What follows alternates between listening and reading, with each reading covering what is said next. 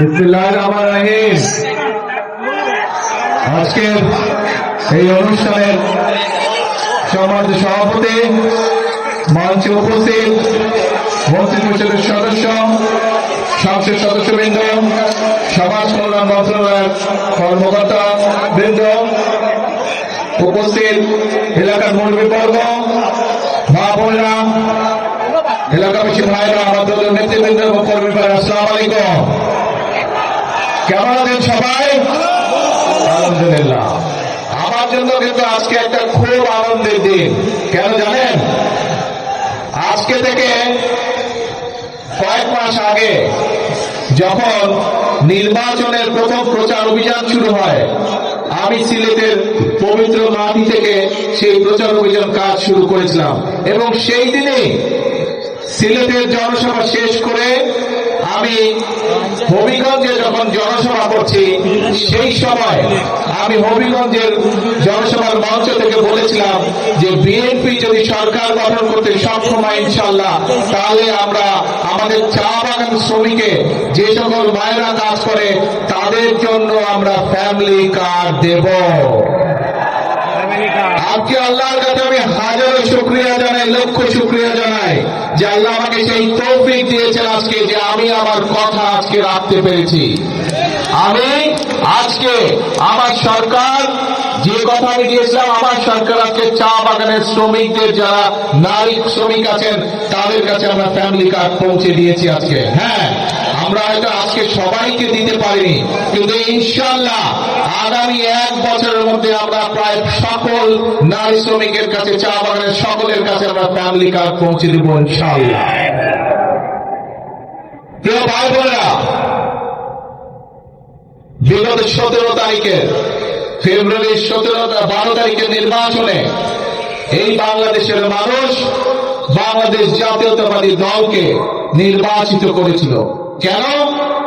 কারণ আমরা সেই সময় মানুষকে বলেছিলাম যে আপনারা যদি আমাদেরকে নির্বাচিত করেন, আমরা জনগণের জন্য কাজ করব। প্রথম একটি কাজের কথা বলেছিলাম, সেটি হচ্ছে যে আমরা বিশ্বাস করি এই আমাদের প্রিয় মাতৃভূমি বাংলাদেশকে যদি সামনের দিকে এগিয়ে নিয়ে যেতে হয়, তাহলে সকলকে একসাথে আমাদের সহযোগিতা করতে হবে, সকলকে একসাথে কাজ করতে হবে। এবং সেজন্যই আমরা মনে করি যে পুরুষদের পাশাপাশি আমরা যদি নারীদেরকে সাহায্য করতে না পারি স্বাবলম্বী হওয়ার জন্য, তাহলে দেশকে এগিয়ে নিয়ে যাওয়া সম্ভব নয়। এবং সেই জন্যই নারীদেরকে স্বাবলম্বী করে গড়ে তোলার জন্য আমরা এই ফ্যামিলি কার্ডের কথা বলেছিলাম। বাংলাদেশে প্রায় 4 কোটির মতন পরিবার রয়েছে। আমরা বলেছিলাম যে আমরা যদি সরকার গঠন করতে সক্ষম হই 12 তারিখের নির্বাচনে, তাহলে পর্যায়ক্রমিকভাবে সকল পরিবারের কাছে আমরা ফ্যামিলি কার্ড পৌঁছে দেব।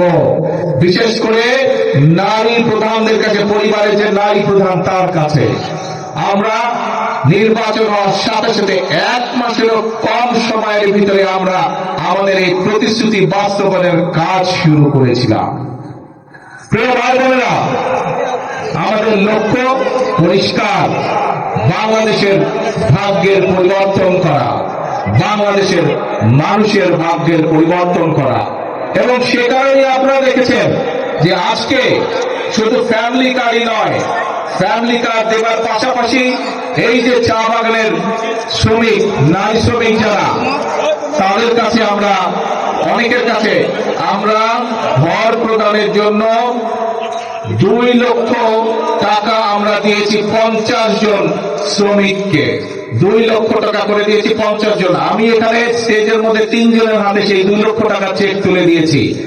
আর বাকি আমরা প্রশাসনের মাধ্যমে বাকি যারা পেয়েছেন আজকে সকলের কাছে ইনশাআল্লাহ আমরা সেই টাকা পৌঁছে দেব। আপনারা পেয়ে যাবেন সেই টাকা 2 লক্ষ, যাতে চা শ্রমিকরা অত্যন্ত কষ্টে থাকে আমরা জানি, সেই ধীরে ধীরে তাদেরকে একটু ভালো অবস্থায় যাতে আনা যায়, সেই জন্য আমরা 2 লক্ষ টাকা করে দিয়েছি।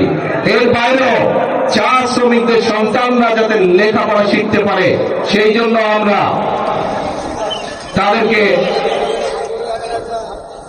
বিশেষ স্কলারশিপ দিয়েছি, তাদের সন্তানদেরকে স্কলারশিপ দিয়েছি। প্রায় 150 জনের মতন চা শ্রমিক পরিবারের সন্তানদেরকে আমরা স্কলারশিপ দিয়েছি।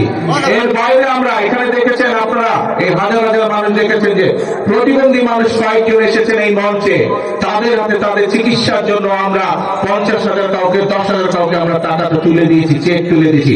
বাকিগুলো আমি কয়েকজনের হাতে দিয়েছি, বাকি টাকাগুলো প্রশাসনের পক্ষ থেকে তাদের ঘরে পৌঁছে দেওয়া হবে।